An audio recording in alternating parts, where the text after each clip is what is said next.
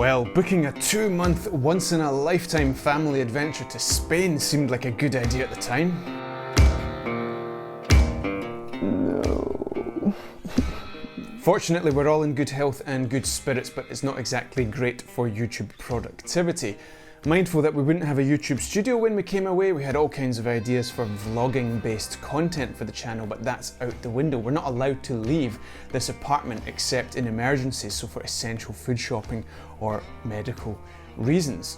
Loyal followers of the channel will of course recognise that I am not sitting in our purpose-built YouTube studio back in Scotland, rather the spare bedroom of our admittedly lovely apartment here in Spain, originally intended for visits from my parents and Alina's parents. Well, that's not happening now, is it, that flights have been cancelled to and from the country for all intents and purposes. Anyway, when there is a will, there is a way, and we've turned this into a fairly decent quality YouTube studio. I'm going to show you 5 tips for creating your own bedroom YouTube studios, whether you have to because of some kind of emergency or whether you just want to get a better result for your own channel. So let's get into that now.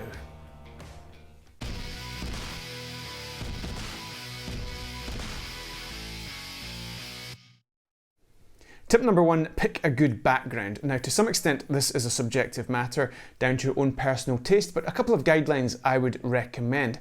A plain background, if in doubt, is a good background. You don't want the background to distract from the subject. Now, in this case, I'm not able to get very far away from the background, so shallow depth of field is not an option. That's when the background is blurred out. If this was a very busy, detailed background, it wouldn't matter too much if I was far away from it because it would be blurred out. Instead, it's pretty much all in focus, so I don't want a background that distracts from me, the subject. A second way of achieving separation between you and the background is having some kind of contrasting colours. Now, back home we have a very dark blue that contrasts with my skin tones. This grey is okay, it's not perfect, but at the end of the day, at least it is still a contrast from me and in fact the clothes that I have chosen to wear for the purposes of this setup.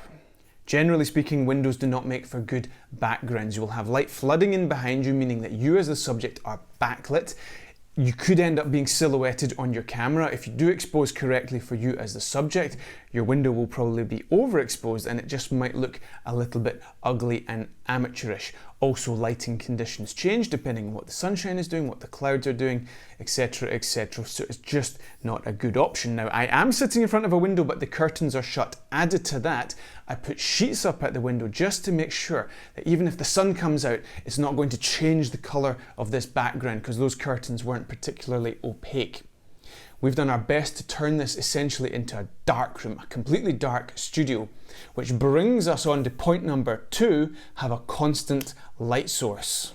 The single most important thing influencing the look of your YouTube videos is your light source. In this case, we have a relatively cheap LED panel light shooting through an umbrella, creating a fairly soft light on my face. It is brought around the front, so it's fairly flat. I'm not that young anymore, so I want the most flattering light, and that's a kind of nice front-on portrait light.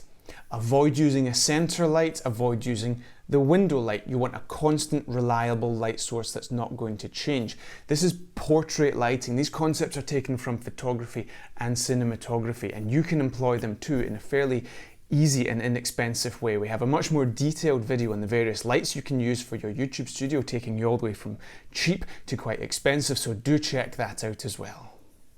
Tip number 3, your audio is more important than your video. Now, you can have a fairly poor quality video, but if you have good quality audio, your viewers will be engaged.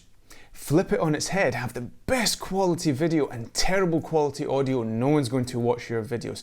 It's just horrible listening to videos with bad quality audio.